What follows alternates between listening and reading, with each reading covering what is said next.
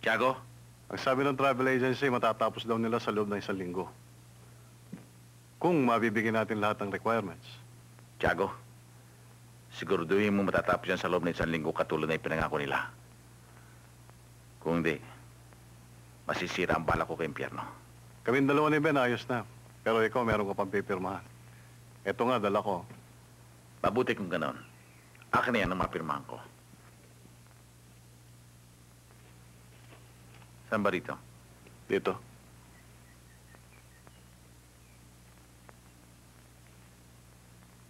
Lahat ito? Oo.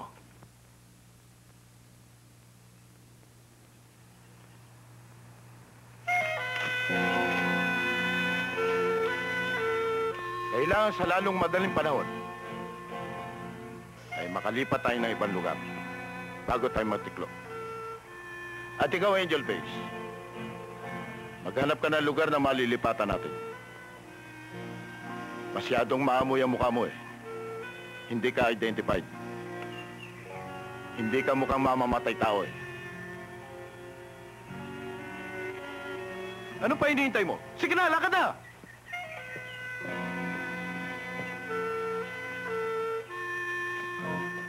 Ano pa masasabi mo?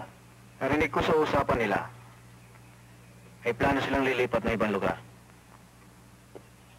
Kung gayon, kailangan sumalida tayo sa loob ng madaling panahon. Tiago, anong sabi ng travel agency?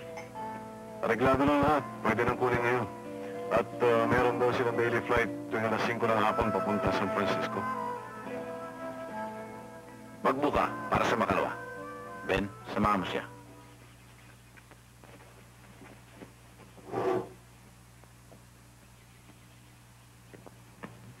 Tuloy na ako kami. Sige.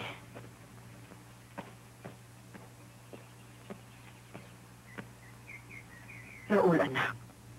Kung gusto mong magpunta sa Amerika, pumunta ka na lang.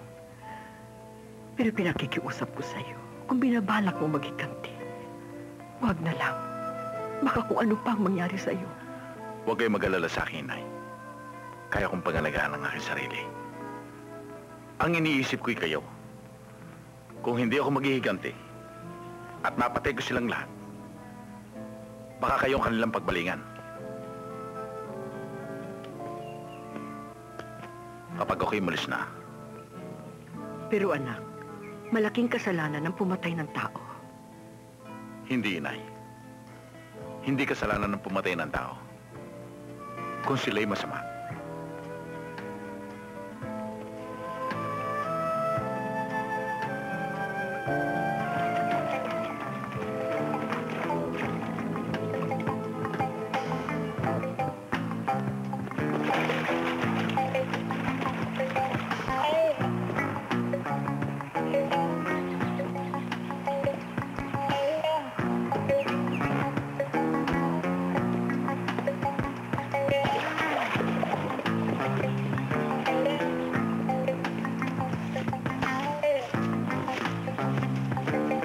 Nasaan? Ayun. Tiago, alas 12 na ngayon. Hindi ba alas 5 ang lipad na aeroplano? Oo. Kailangan madali natin sila kagad para hindi tayo mahuli. Alam niyo na gagawin niyo, ha? Sige na.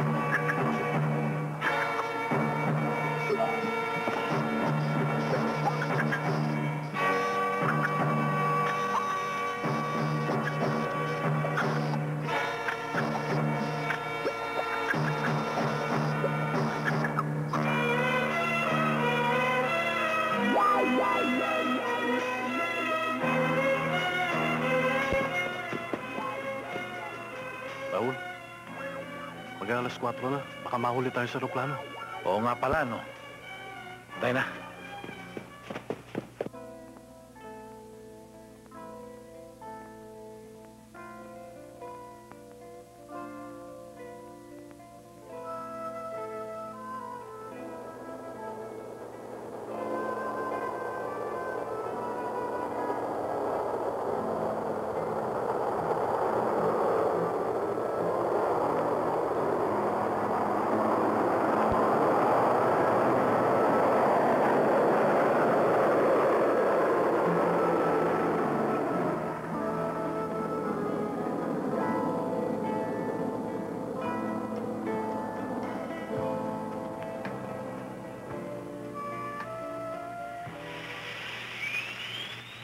Isang oras pa tayo maghihintay rito bago dumating yung aeroplano papunta sa San Francisco.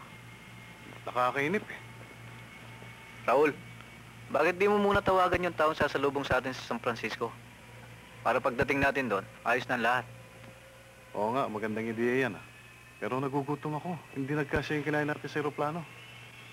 O sige, pumunta na kayo sa kantin at kumain kayo. At ibili mo na ako ng isang sandwich, ha?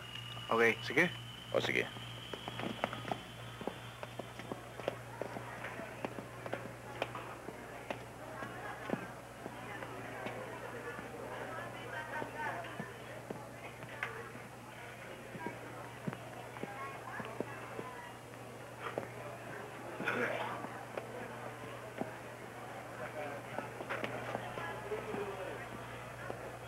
Oh, paano?